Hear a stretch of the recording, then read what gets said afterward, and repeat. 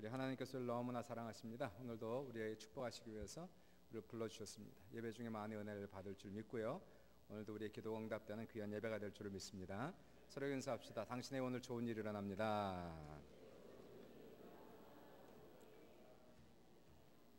한 번 더 인사할까요? 예수 이름으로 당신을 뜨겁게 사랑합니다. 아멘. 예, 같이 은혜 말씀으로 은혜 받습니다. 고린도후서 5장 13절에서 15절 말씀을 우리 같이 보겠습니다. 말씀은 고린도후서 5장 13절부터 15절까지 말씀됩니다. 예, 섬김과 희생 세 번째 말씀이 되겠고요. 제목은 제가 신자들의 헌신이라고 제목을 적어봤습니다.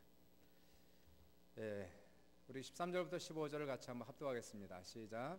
우리가 만일 미쳤어도 하나님을 위한 것이요 정신이 온전하여도 너희를 위한 것이니 그리스도의 사랑이 우리를 강권하시는도다. 우리가 생각하건대 한 사람이 모든 사람을 대신하여 죽었은즉 모든 사람이 죽은 것이라. 그가 모든 사람을 대신하여 죽으심은 살아있는 자들로 하여금 다시는 그들 자신을 위하여 살지 않고 오직 그들을 대신하여 죽었다가 다시 살아나신 이를 위하여 살게 하려 함이라. 요즘에 매니아라는 말이 뜨죠. 그래서 게임 매니아다 이런 매니아가 있는데요. 우리말로 직역하자면 광적이다, 무슨 광이다, 뭐 미쳤다, 뭐 이렇게 얘기할 수가 있겠습니다. 우리가 21층에 살기 때문에 이제 아래를 내려다보면요, 도심지거든요. 그래서 거기 학교가 있고 그 학교에 작은 축구장이 하나가 있어요. 그래서 여름 내내 가을철 뭐 겨우 초겨울까지 거기에 항상 축구를 좋아하는 사람들이 붐비고 그리고 축구를 거기서 늘 이렇게 하게 되는데요. 어제 한 밤 9시경에 그 설교를 준비하는데 우리 아이가 Daddy, look 그러더라고. 내려다 보니까 밤 9시였거든요. 눈이 이렇게 쌓였는데 거기서 청년 5명, 6명이 와서 축구를 하고 있더라고요.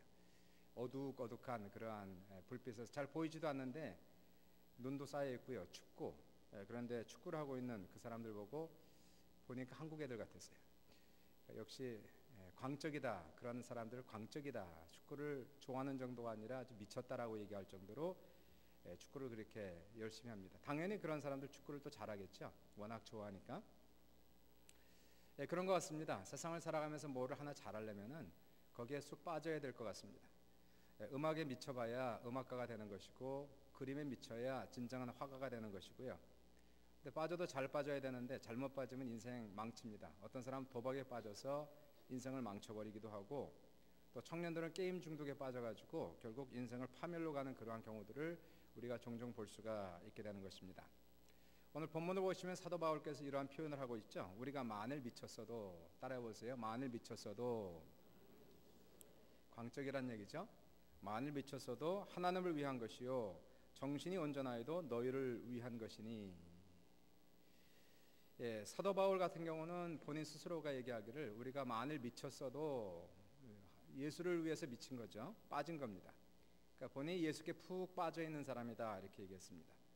예수께 빠져 있고 그리고 복음 전파에 빠져 있는 사람, 전도와 선교에 거의 미쳤다 할 정도로 그렇게 올인한 사람, 본인 스스로가 그렇게 얘기를 하고 있습니다.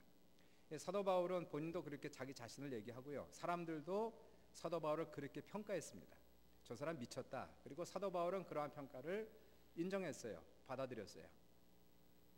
사도행전 26장을 보시면은 거기에 사도 바울이 복음을 전하다가 옥에 갇혔습니다. 이 가이사랴라고 하는 큰 도시에 있는 옥에 갇혀서 2년 동안 거기에 갇혀 있었는데 그러다가 바울에게 변명할 기회가 주어졌어요.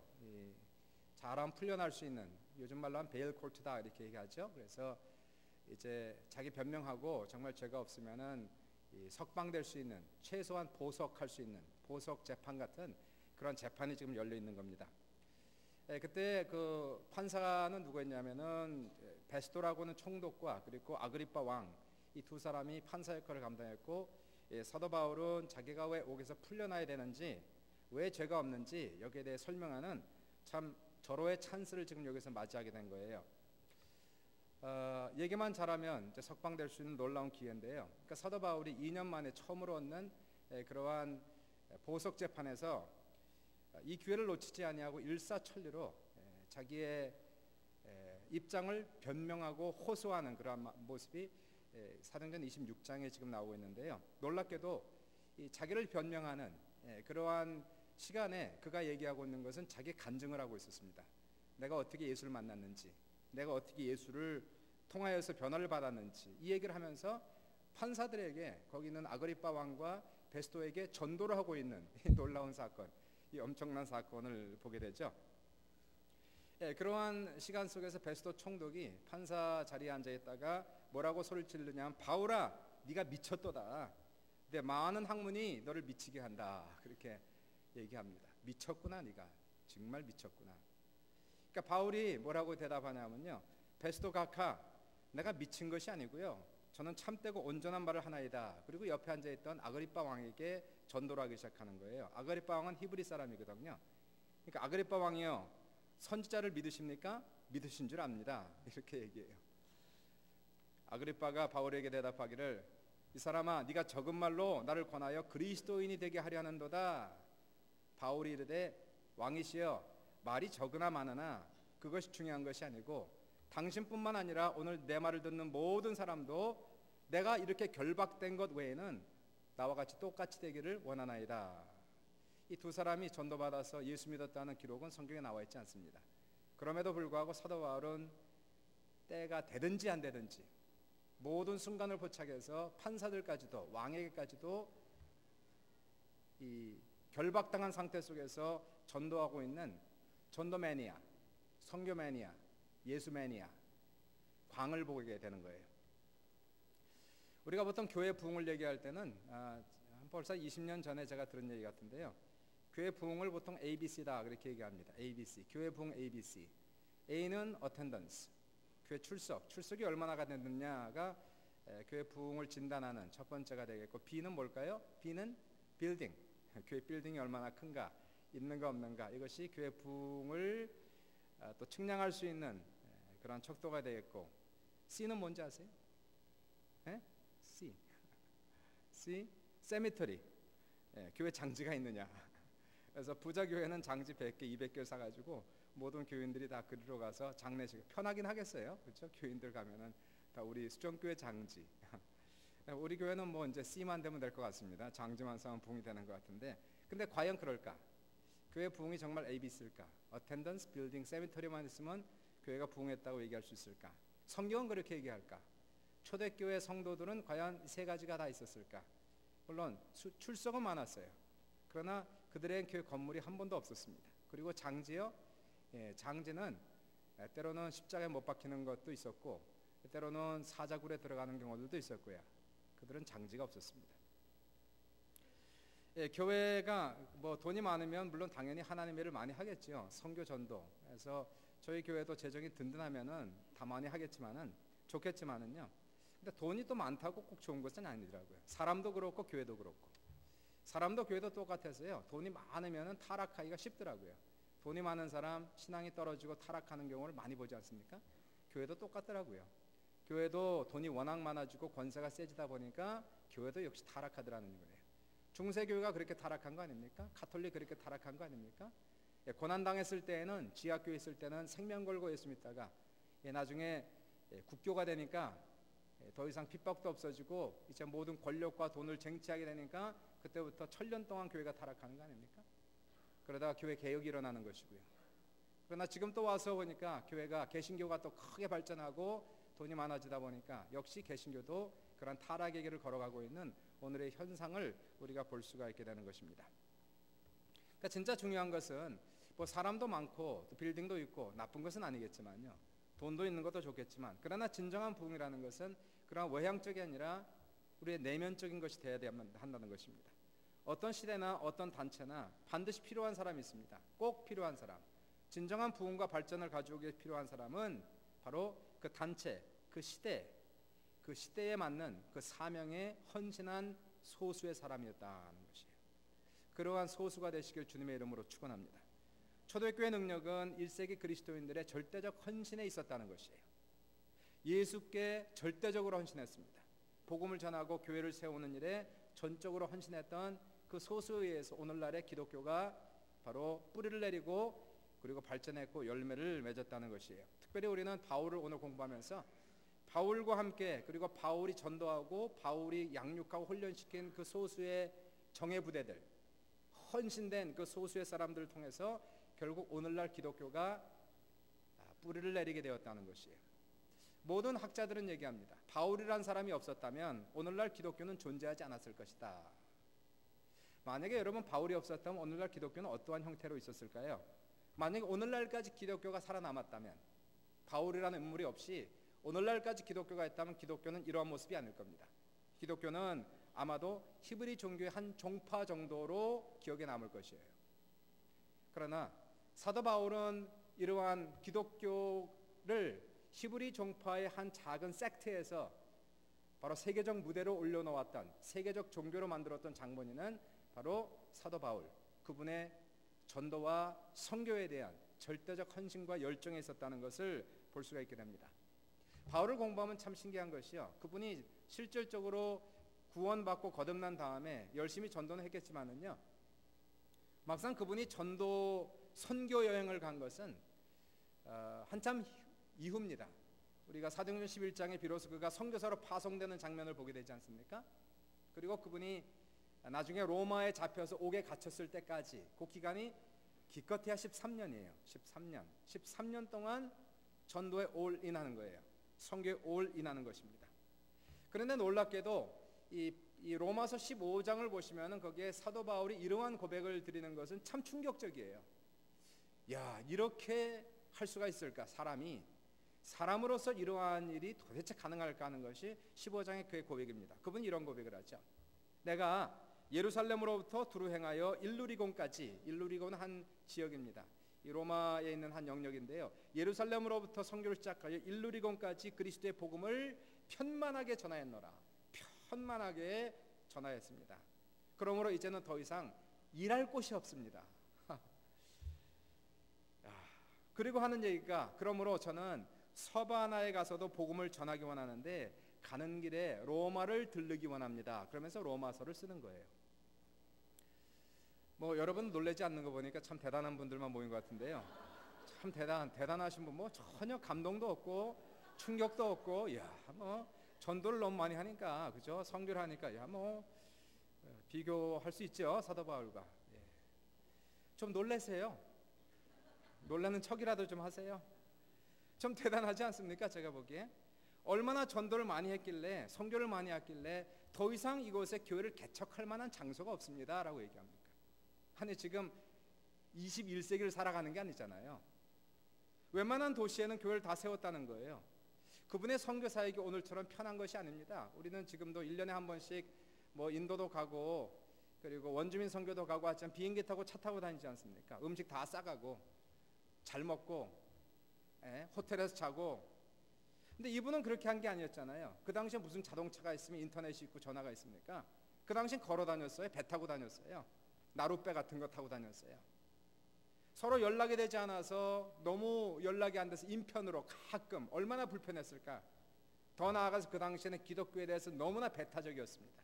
지금도 마찬가지지만 세상에서 그래서 기독교를 전하면서 죽을 고비를 한두 번 넘긴 것이 아니었어요. 요즘에 우리가 미전도 종족이다 표현을 씁니다. 따라해보세요. 미전도 종족. 이 unreached people group이다 이렇게 얘기하는데요, 미전도 종족이라고 하는 것, 한 종족, 나라가 아니라 종족 개념입니다. 민족 개념. 이 종족이라는 것은 기독교 인구가 2% 미만 되는, 다시 말하여 외부의 기독교의 도움을 받지 않고서는 도저히 자생할 수 없는 그러한 민족들을 가리켜서 미전도 종족이다. 그래서 이들을 위해서 항상 도와줘야 된다는 그러한 개념이 되는 것이에요. 뭐 지금 뭐 미전도 종족 얘기하고 있지만요, 2000년 전 당시에 사도 바울이 복음을 전할 때 전 세계가 미전도 종족이에요. 그때 뭐 예루살렘에 큰 붕이 일어나서 120명에 3,000명이 되고 5,000명, 와 대단하다. 예, 대단하죠. 전 세계 기독교 인구가 3,000명이었다는 거예요. 전 세계 기독교 인구가 5,000명이었다는 겁니다. 요즘에 한 교회가 5,000명도 되고 뭐 1,000만 명, 10만 명도 되는, 그 당시엔 전 세계 기독교 인구가 3,000명, 5,000명 되는 바로 그 당시에 어떻게 그러한 기독교가 오늘날 최대의 세계 종교가 되었을까? 바로 그것은 헌신된 소수에 의해서, 이 매니아들에 의해서, 전도와 선교의 매니아, 예수 매니아에 의해서 이런 것이 가능해졌다는 사실이에요. 누구요? 사도 바울이었습니다. 그리고 사도 바울에 의해서 훈련받은 그 정예 부대들에 의해서 오늘날 기독교가 뿌리를 내리고 열매를 맺었다는 것을 우리가 보게 되는 것입니다. 우리 예수 믿는 사람들은 보통 이름을 크리스찬이다 그렇게 얘기하죠. 크리스찬. I am the C, I am the CH, I am the CHRISTIN, CHRISTIN. I am a Christian. 크리스찬이다고 얘기하는 거예요. 여러분이 크리스찬이면 아멘 하십시다. 만약에 학교에 가거나 어디에 나와서 당신의 종교가 무엇입니까? 불교, 기독교, 천주교, 유교, 무교 쭉 나올 때 우리는 어디다 동그라미를 쳐요? 기독교. 거기다 동그라미를 치잖아요. 동그라미 치는데, 근데 크리스찬이라는 단어의 유래를 살펴보면은 정말로 내가 크리스찬인가 다시 한번 생각을 해봐야 돼요. 정말 내가 크리스찬인가? 왜냐 크리스찬이라는 단어는 그냥 외향적인 그러한 모양새, 레이버, 어떤 상표 그것을 얘기하는 것이 아니고요. 진짜 크리스찬은 속까지 크리스찬이어야지 크리스찬입니다. 겉만 크리스찬이 아니고 교회를 다닌다고 크리스찬이 아니고 진짜 크리스찬, 겉도 속도 크리스찬, 색깔까지 빨개 해야 된다는 거예요. 그래야 진짜 크리스찬이다라고 얘기하는 겁니다. 왜냐하면 이 크리스찬이라는 단어의 유래는 기독교 내부에서 나온 것이 아니고 기독교 외부에서 불신자들이, 이방인들이 붙여준 별명이었다는 것이에요. 사도행전 11장을 보시면은 거기에서 안디옥 교회에서 사도 바울이 이 크리스찬들을 가르칩니다. 그러니까 제자들을 막 가르치죠. 그랬더니 나중에 그 지역에 있던 사람들이 뭐라고 그 예수 믿는 사람들을 불렀냐면 크리스찬이다 이렇게 부른 거예요. 우리말로 하자면 뭐랄까요? 예수쟁이다. 예수쟁이다. 예수를 따르는 자다. 따르는 자, follower of Jesus Christ. 좀 나쁘게 얘기하면 예수쟁이다. 이렇게 얘기하는 거예요. 크리스찬, 예수쟁이 그겁니다. 예수쟁이라는 말이 보통 부정적으로 보통 얘기하지 않습니까? 예수쟁이다. 이 쟁이란 말은 명사 뒤에 붙는 전미사로서 그 사람의 특성, 성품을 얘기하는 거예요. 얘기하면 멋쟁이, 멋만 부리는 사람, 고집쟁이, 개구쟁이, 뭐 이런 쟁이들을 붙여요. 그러니까 예수쟁이, 크리스찬 이 말은 예수밖에 모르는 사람. 누가 봐도 저 사람은 예수밖에 몰라. 예수께 흠뻑 젖어 있는 사람. 입만 열면 예수님만 얘기하는 사람, 그 사람이 크리스찬이다 이렇게 얘기하는 거예요. 예수를 믿고 교회를 다니면서도 삶이 변하지 않고 문제가 해결되지 않는 이유는 도대체 무엇일까? 뭐 여러 가지 이유가 있겠지만은요. 제가 이렇게 좀 이밸류에이트 해보고 그러면은 왜 예수를 믿어도 안 변할까? 왜 예수를 믿어도 문제가 해결이 안 될까?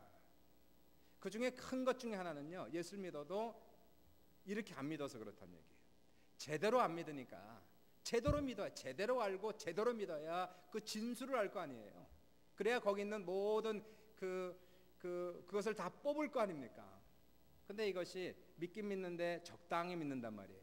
알긴 아는데 적당히 한단 말입니다. 그러니까 기독교의 진수를 모르는 거예요. 십자가의 진수를 알 수가 없는 겁니다. 예수님으로부터 오는 은혜가 사랑이 무엇인지를 모르니까, 그 능력을 모르니까, 알긴 아는데 진짜 모르니까, 그러니까 내 삶의 내면의 변화도 없고 결국 삶의 문제도 해결되지 않고 있는 그러한 유형의 크리스찬들이 상당수가 된다는 것이에요. 이 자리에는 그런 분이 없으시기를 주님의 이름으로 축원합니다. 기독교인 의사가 이런 간증을 한번 했어요. 환자들 가운데 뭐 여러 환자들이 있는데요. 특별히 가정 문제, 직장 문제, 현대인의 문제가 육신의 문제도 있지만은 이런 가정과 직장에서 오는 신경성 질병이 너무 많대요. 노이로제, 스트레스로 인해서 오는 환자들이 보통이 많은 게 아니라는 겁니다. 의사들까지도 환자래요. 정신병 환자가 상당수가 있다고 어떤 의사가 저한테 얘기하더라고요. 스트레스가 그만큼 많다는 거 아니겠어요? 근데 그러한 환자들일 경우에 이 의사 얘기가 예수 잘 믿는 의사거든요.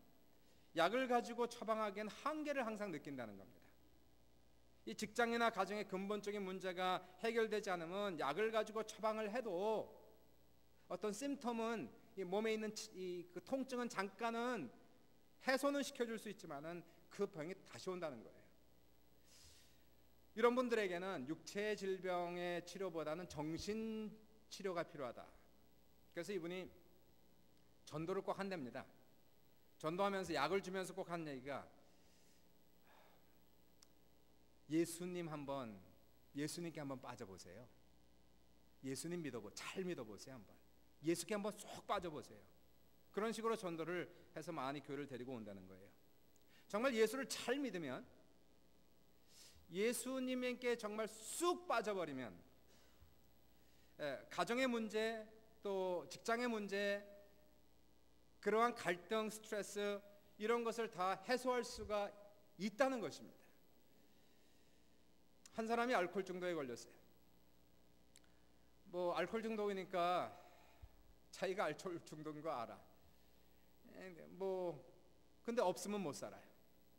원하지 않아도 싫어도 마셔야만 되는, 이게 빠진 거죠. 술에 빠진 거예요. 술 중독도 그렇고 도박 중독도 그렇고 다 원치 않는데 하게 되는 겁니다. 근데 이분은 문제가 더 큰 게 술만 먹으면 폭력이 나가는 거예요.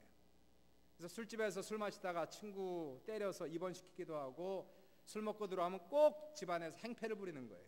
아이들에게, 자기 아내에게 행패를 부리고 때리기도 하고. 그러니까 자기가 어렸을 때 자기 아버지가 꼭 그랬거든. 술 마시고 들어와서 엄마 때리는 걸 보면서 아버지를 증오하고 나는 절대로 그렇게 안 한다. 그런데 자기가 그렇게 되는 거예요.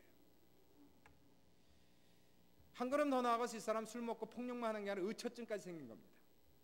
그러니까 직장을 나갔다가도 자기 아내에게 30분마다 전화하는 거예요. 30분마다. 미치죠. 도대체 이 아내가 잘 있는 건가? 자기가 의처증에 걸린 것을 조금 아는 것 같은데도 이게 안 되는 거예요. 자꾸 전화통에 하루 종일 자기 아내가 도망갈 것 같은 이러한 불안감 때문에 30분에 한 번씩 전화하고, 처갓집에 갔다고 해도 전화하고, 동상집에 갔다고 해도 전화하고, 점검을 자꾸 하는 거예요. 이러면 안 되지 그러면서도 이게 안 되는 겁니다. 한 번은 자기 집에 왔는데 아내가 없어요. 전화해도 전화를 안 받아. 저녁 늦게 한 10시쯤 들어온 거예요. 물어보니까 수예배 갔다 왔다는 거예요. 그러니까 목사님이 수예배 끝나고 성도들 태우고 이제 다 이렇게 일일이 집에다 이제 몇 사람 데려다 줬는데, 이 남편이 그 소리를 듣고 나자 바로 나갔더니 목사님이 아직도 안 가고 거기 있는 거예요. 그래갖고 나가자마자 주먹으로 한 대 쳐갖고 기절시켰다는 거예요. 이런 사람하고 어떻게 더 이상 살아요? 그래서 아내가 무서워가지고 그날로 도망갔다는 거예요. 도망가고 나니까 혼자 아닙니까? 애들 데리고 다 나갔으니까.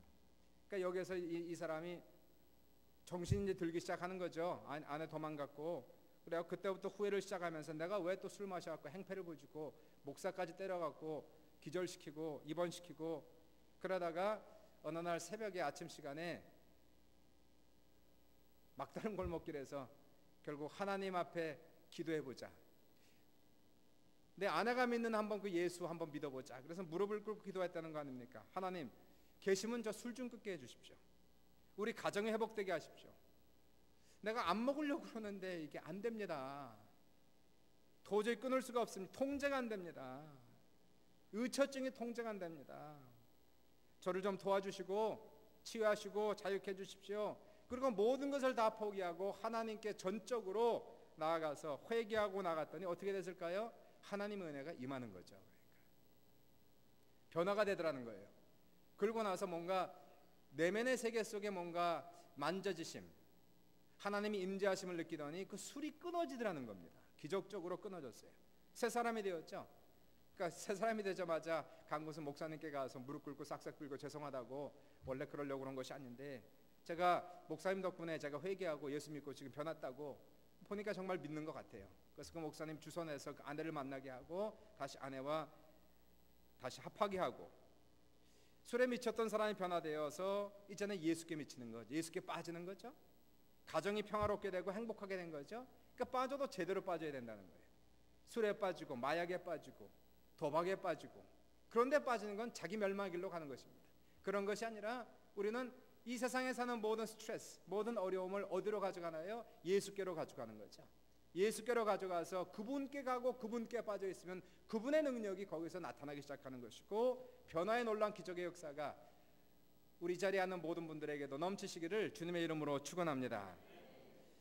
이 자기 아버지가 변화된 걸 보고 그 아이들까지도 이구동성하는 얘기가, 야, 사람이 변할 수 있구나. 예수 믿으니까 발견하는구나. 맞는 거예요. 이게 사도 바울이 얘기하는 것이요, 내가 미쳤어도 하나님을 위한 것이고 라고 얘기합니다. 사도 바울이 스스로 고백하고 또 그러한 평가를 받는 것, 저 사람 미쳤다, 예수쟁이다, 예수맨이야, 전도맨이야. 어떻게 이렇게 됐을까? 이 사람이 어떻게 이렇게 빠졌을까?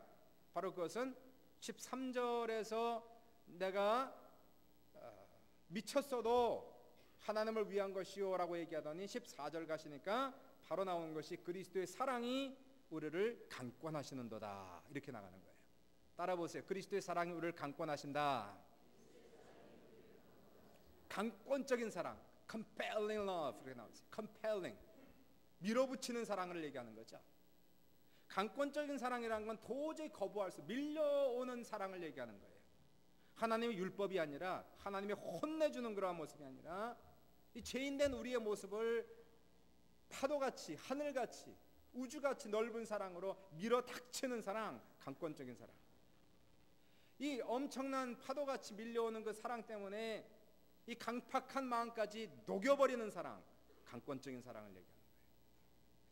존 칼빈은 그래서 이 사랑을 가리켜서 영어로 얘기하기를 irresistible grace of God 이렇게 표현했어요. 도저히 거부할 수 없는 하나님의 은혜. 한번 그분이 결정하시고 그리고 밀어닥치시면은 아무도 거부할 수 없는 하나님의 은혜, 이 은혜를 받았더니, 이 사랑을 체험했더니 바울같이 강팍한 사람도 변해서 사도가 되었다는 사실이에요. 그리고 이 사랑에 빠졌기 때문에 그 주님께 전도와 선교에 올인하게 되었고, 그리고 헌신했다는 겁니다. 바울이 아까 얘기한 베스토와 아그리빠 왕 앞에서 변명할 기회를 포착했다고 그랬지 않습니까? 그때 뭐 했다고요? 간증했다고 그랬잖아요. 자기가 어떻게, 아니 지금 얘기만 잘하면은 바로 이 법정에서 풀려날 수 있는, 사실은 풀려날 수 있었습니다. 아그리빠 왕이 그렇게 얘기했고요. 그런데 지금 사도 바울은 지금 그러한 상태 속에서 풀려날 고민과 궁리를 한 것이 아니고요, 그 상황 속에서 어떻게 하면 베스토를 전도할까, 어떻게 하면 아그리빠 왕의 전도할까 해서 자기 간증을 지금 막 하고 있는 거예요. 그러면서 자기 얘기를 합니다. 내가 옛날에 어떤 사람이었는지, 얼마나 교만했는지, 제가 얼마나 강팍했는지, 얼마나 내 잘난 척했는지, 내 자랑이 얼마나 많았는지. 저는 옛날에 내 교육을 자랑했고, 내 환경을 자랑했고, 내 배경을 자랑했고, 하여튼 자기 잘난 맛에 살았다는 거예요. 자기가 최고인 줄 알았다는 거예요. 그리고 나서 어느 정도 열심히 했냐면 예수 믿는 사람을 미워해가지고 바로 그들을 옥에 가두고 그리고 돌로 쳐서 죽이기도 하고 그랬다는 거죠. 그런데 하나님의 강권적인 사랑을 체험했다는 거예요. 주님이 직접 일방적으로 나타나셨다는 겁니다. 내가 다메섹 도상으로 올라가는 길에 그날도 예수 믿는 사람을 잡아서 옥에 가두려고 가는 길에 갑자기 호련히 하늘로부터 빛이 일어나고, 그리고 잠깐 동안 눈이 멀어서 보지 못할 때에 음성을 들었다는 거예요. 사울아 사울아 네가 어찌하여 나를 핍박하느냐. 아무것도 보이지 않아요. 주여 누구십니까? 나는 네가 핍박하는 예수라. 그러면서 그 음성이요, 거기서 얘기하는 사도 바울이 쓰고 있는 그 글 속에는 그 음성을, 칼날을 얘기할 수 없지만은, 그때 사울아 사울아 네가 나를 어찌하여 핍박하느냐, 그럴 때 뭔가 추궁하는 음성이 아니었다는 거예요. 비난하는 음성이 아니었다는 거예요. 강권적인 사랑의 음성으로, 아름다운 음성으로, 친절한 음성으로, 그 부드러운 음성으로 나에게 찾아오셔서 사울아 사울아 어찌하여 네가 나를 핍박하느냐. 주여 누구십니까? 나는 네가 핍박하는 예수라. 그리고 나서 계속해서 주님께서 말씀하시기를 이제 일어나라, 내가 너를 선택하여 사도로 삼았노라. 이방에 가서 복음을 전하여 그들로 하여금 하나님께로 돌아오게 하고 죄사함을 받게 하고 나를 믿어 천국에 기업이 있게 하라. 용서한 것만도 감사한데 이제는 사도로 세우시는 이 놀라우신 은혜, 이것을 지금 얘기하고 있는 거예요. 강권적인 사랑. 따라해 보십시오. 강권적인 사랑. 여러분, 사도 바울만이 이런 강권적인 사랑을 체험했나요?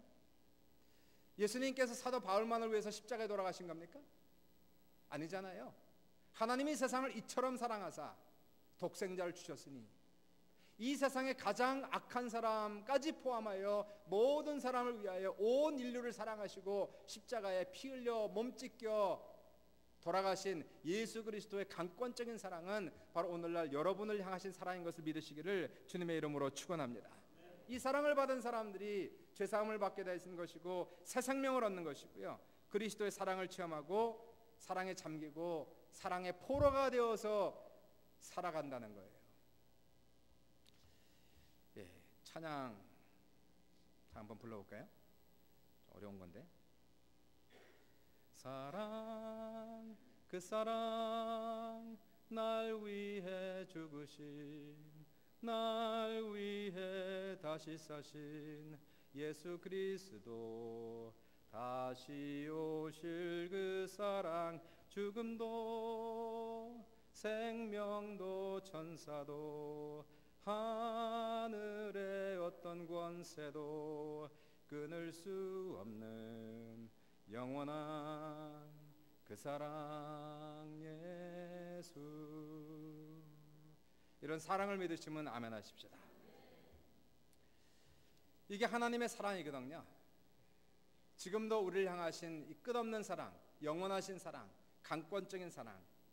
사도 바울이 이러한 사랑을 체험하고 나서 그리고 결론을 내리는 거예요. 15절이 그리스도의 사랑이 우리를 강권하시는도다.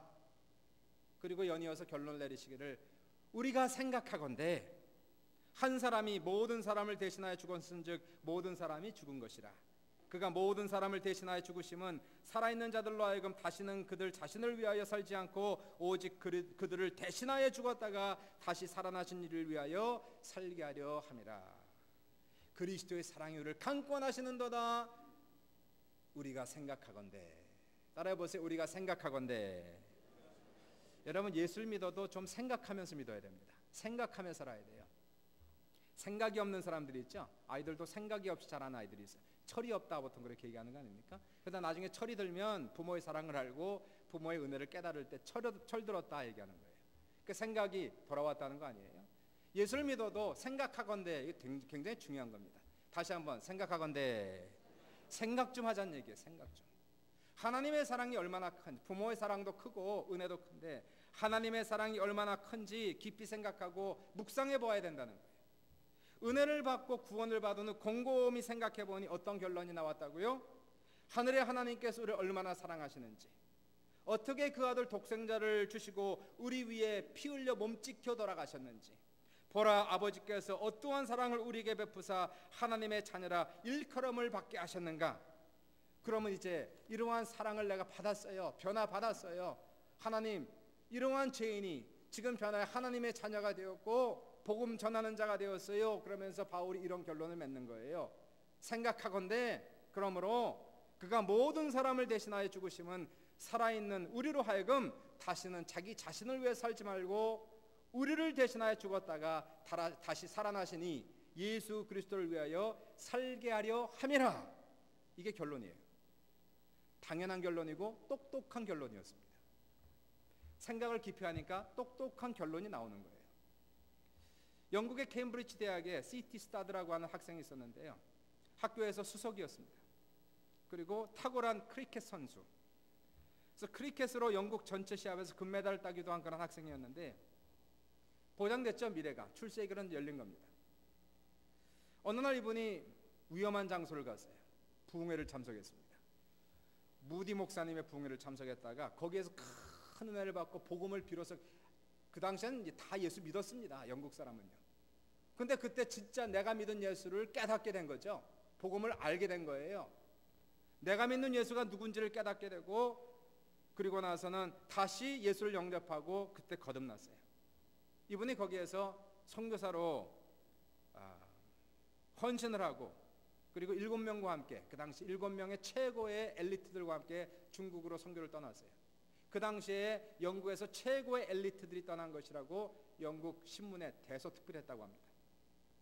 중국에서 10년을 섬긴 후에 쇠약해져서 영국으로 돌아왔죠. 투병생활 하다가 또다시 아프리카를 가기로 결심합니다.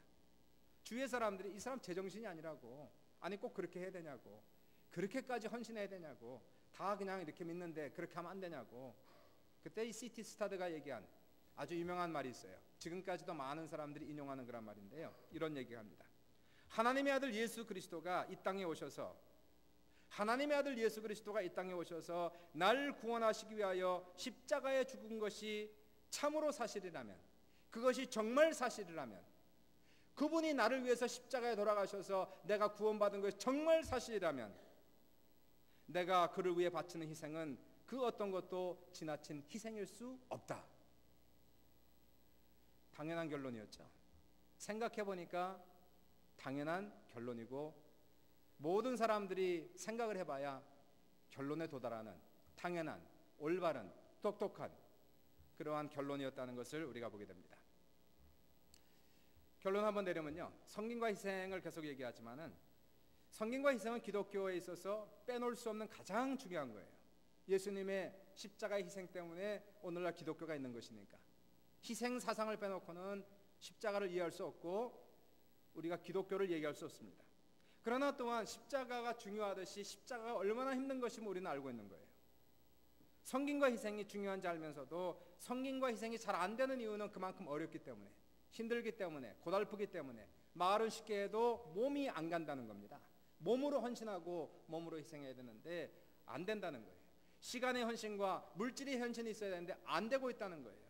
그러면 사도 바울은 여기에 대해서 뭐라고 얘기할까요? 성김과 헌신을 억지로 한 것이 아니라 사도 바울은 과연 어떻게 헌신했는가? 두 가지를 얘기한 거 아니었습니까? 첫 번째가 그리스도의 강권적인 사랑이 있어야 된다는 것이에요. 우리 모두에게 그리스도의 강권적인 사랑이 넘치시길 주님의 이름으로 축원합니다. 바다같이 넓은 사랑, 우주같이 넓은 그 사랑이 오늘도 우리의 심령 속에 몰려 들어와서 우리가 아무리 강팍한 심령을 가지고 있다 할지라도 녹아져 버리는, 하나님의 사랑 안에서 녹아져 버리는 이 놀라운 은혜, 이 놀라운 사랑을 우리 모두가 다 체험하셨어요. 변화를 받는 놀라운 기적의 역사가 우리 모두에게 나타나시길 주님의 이름으로 축원합니다. 가정이 변하고 자녀가 변하고 그분의 사랑과 은혜 때문에 죽을 수밖에 없었네 영혼이 이제는 구원을 받았어요. 죄사함을 받았어요. 그분의 은혜 때문에 이제는 술로부터, 마약으로부터, 도박으로부터 이제는 치유를 받고 해방을 받았어요. 이전에 내 안에는 어두움 컴컴한 그림자가 있었는데 이제는 밝은 마음이 되었어요. 그러한 체험이 우리에게 반드시 있으시기를 주님의 이름으로 축원합니다. 두 번째가 뭐였습니까? 두 번째는 이러한 체험을 하고 나서 생각을 해야 된다는 거예요. 도대체 이러한 사랑을 내가 받았는데, 이러한 은혜를 받았는데 나는 어떻게 살아가야 할까? 이제 나는 어떻게 살아가는 것이 올바로 살아가는 것일까? 사도 바울은 뭐라고 얘기합니까? 그리스도의 사랑이 우리의 강권한도다 우리가 생각하건대, 우리를 위해서 그리스도께서 희생하셨으니 이제는 우리가 우리를 위해서 사는 것이 아니라 우리 위해서 돌아가신 그리스도를 위해서 희생하는 것이 마땅하도다. 그게 결론을 지금 맺고 있는 것을 보게 되는 것이에요. 그러므로 오늘날 우리에게 하나님께서 정말로 우리가 살아가는 마지막 시대를 살아가는 우리 주자들에게 희생과 헌신이 우리에게 요구될 때에, 그리스도의 놀라우신 이 길을 걸어가게 할 때에 오늘 우리에게 정말로 필요한 것이 있습니다. 예수를 믿고 우리의 레이블만, 껍데기만이 아니라 정말 속까지 내가 예수를 잘 믿는 크리스찬이 될 수 있도록 하나님 그리스도의 사랑을 깊이 알게 하시고 내 속까지 정말 예수 잘 믿는 사람 되게 하시고 제대로 믿는 사람 되게 하시고, 그리고 이제는 이 은혜를 깨달을 수 있는 지혜와 지식을, 세상의 지식이 아니고요, 이러한 영적인 지혜에 도달할 수 있도록, 이 진리를 깨달을 수 있도록 역사해 주옵소서. 우리의 눈에 가린 것이 벗겨지게 하시고 이제는 주님을 볼 수 있는 이 놀라우신 이 은총을 체험하시기를 주님의 이름으로 축원합니다. 주님의 이름으로 축원합니다. 우리 잠시 기도하겠습니다. 한번 주님께 나아가 보세요. 여러분이 무슨 고민이 있습니까? 우리 십자가의 은혜를 기억하시고, 복음은 우리 인생의 모든 문제를 해결하신 예수 그리스도의 십자가의 승리예요. 그분께 모든 것을 가져가 보시고 그분께 매달려 보십시오. 주님이 반드시 만나주시고 해결하시고 하나님이 정말로 우리를 사랑하신다는 것을 보여주실 것입니다. 기적이 나타나게 하실 것입니다. 질병을 치유하시고 우리 가정의 문제를 해결하시고 영적인 문제를 해결하시는 놀라운 은총의 역사가 우리 모두에게 넘칠 줄을 믿습니다. 이 시간에 말씀 받은 대로요, 우리의 마음속에 깊이 새겨질 수 있도록 그리스도의 사랑이 강권적인 사랑이 체험될 수 있도록 주여 도와주옵소서. 예수님의 이름으로 기도하는 시간 같습니다. 주여 한번 하시 기도하겠습니다. 주여, 거룩하신